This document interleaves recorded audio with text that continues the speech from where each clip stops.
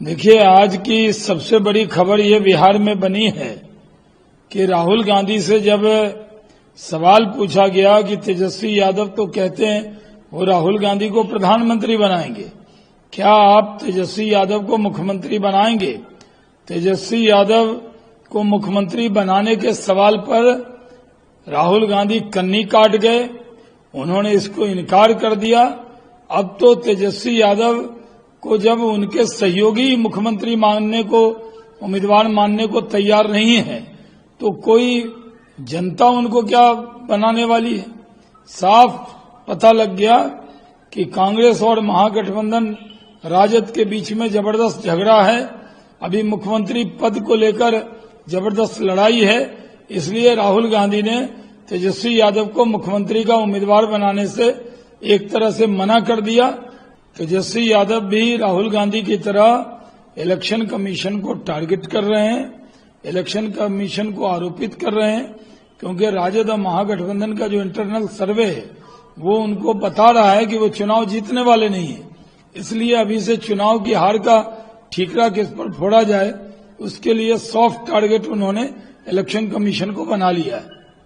बिहार में जो इलेक्शन का सर्वे हो रहा है, एसआईआर में 2 पाकिस्तानी वोटर भी शामिल हैं, उसका नाम सामने आ गया है।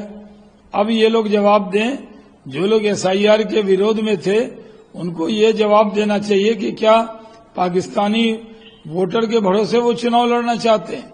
ये किस तरह आया है? तो कोई बांग्लादेशी हो, पाकिस्तानी हो, वो भारत का निर्णय नहीं कर सकता, बिहार के भाग्य का निर्णय वो नहीं कर सकता। और अगर एसआईआर न होता तो ये लोग वोट देने के अधिकारी हो जाते। राहुल गांधी देश के लोकतंत्र के खिलाफ है, इसीलिए वो हर सीजन में कोई ना कोई लोकतांत्रिक इंस्टीट्यूशन के खिलाफ हमला करते हैं, क्योंकि देश की जनता राहुल गांधी को एंटी इंडिया गतिविधियों के हिसाब से आगे बढ़ते हुए नेता के रूप में देखती है। इसीलिए वो कभी सुप्रीम कोर्ट पर हमला करते हैं, कभी चुनाव आयोग पर हमला करते हैं, और जब भी उनके हमलों की पुष्टि करने की बात आती है तो हर उनका आरोप झूठ साबित होता है। अब वो बिहार की जनता को फर्जी कह रहे हैं, मतलब 2 परिवारवादी, एक तेजस्वी यादव जिसको राहुल गांधी ने अपना ड्राइवर बना दिया, और दूसरे राहुल गांधी जिसका बिहार से कोई लेना देना नहीं है, क्योंकि बिहार की जनता उनके एंटी डेवलपमेंट और कम्युनल पॉलिटिक्स के झांसे में नहीं आ रही है। तो अब वो हर दूसरे दिन वोट चोरी के बहाने बिहार के गरीब, पिछड़े और दलित को फर्जी कह रहे हैं। बिहार का पिछड़ा दलित हर दिन बाहर निकल के राहुल गांधी को कह रहा है कि हम फर्जी नहीं, हम बिहार की जनता है। परंतु राहुल गांधी, जिन्होंने कहा था कि वो इंडियन स्टेट से लड़ना चाहते हैं, उन्होंने बिहार की जनता के खिलाफ एक मुहिम चला ली है। इसीलिए जो भी व्यक्ति बिहार की जनता के साथ में खड़ा होता है, राहुल गांधी उनमें मिली भगत पाते हैं। दरअसल सच्चाई की बात यह है कि राहुल गांधी को ये बात डाइजेस्ट नहीं हो रही है कि जब सोनिया गांधी की सरकार थी तो 10 जनपद से वो हर लोकतांत्रिक इंस्टीट्यूशन को चलाया करते थे। टेंटेड नवीन चावला जैसे ऑफिशियल्स को इलेक्शन कमीशन में अपॉइंट करते थे। MS गिल जो इलेक्शन कमिश्नर थे उनको मंत्री बनाते थे। अब इंडिपेंडेंट रूप से हर लोकतांत्रिक बॉडी काम कर रही है। और ये बात मैं ही नहीं, सुप्रीम कोर्ट ने भी ये कहा है कि Bihar SIR is a voter friendly process, और सुप्रीम कोर्ट ने भी ये कहा है कि election commission voter inclusive exercise के तहत एसआईआर कर रहा है।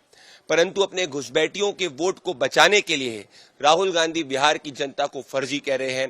बिहार की जनता इस अपमान को बर्दाश्त नहीं करेगी और राहुल गांधी और तेजस्वी यादव की बिहार की अस्मिता के साथ खिलवाड़ करने वाली राजनीति को चुनावों में ऐसे दावेदार हैं जो 1 जुलाई को 18 वर्ष के हो गए या 1 अक्टूबर को होने वाले हैं, तो नौजवान भी दावे कर रहे हैं।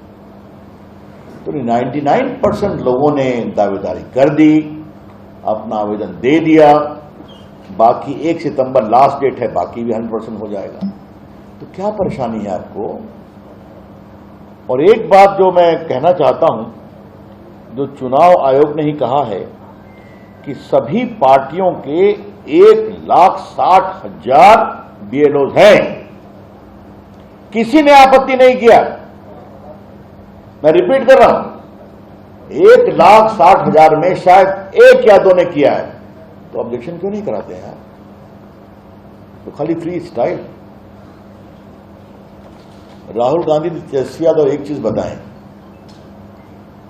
क्या जो मर गए हैं उनको वोट देना चाहिए? यही कानून है।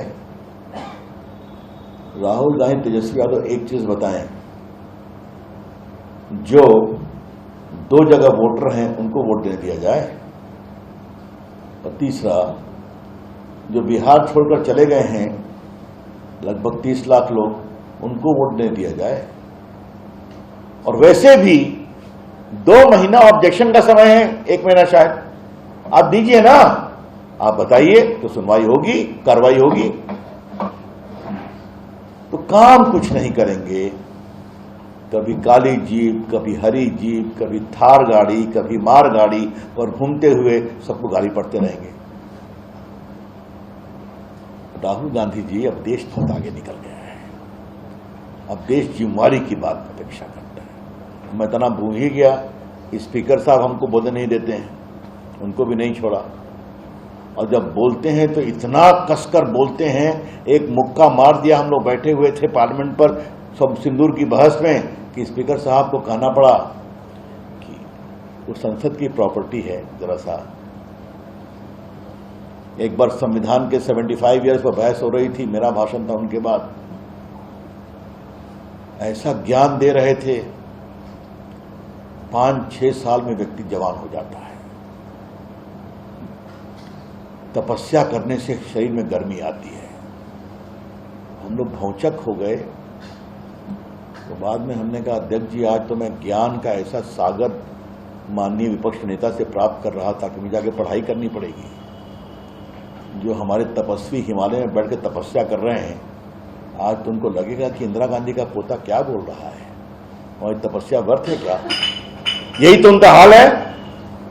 तो न स्पीकर को छोड़ेंगे, न मीडिया को छोड़ेंगे, न चुनाव आयोग को छोड़ेंगे।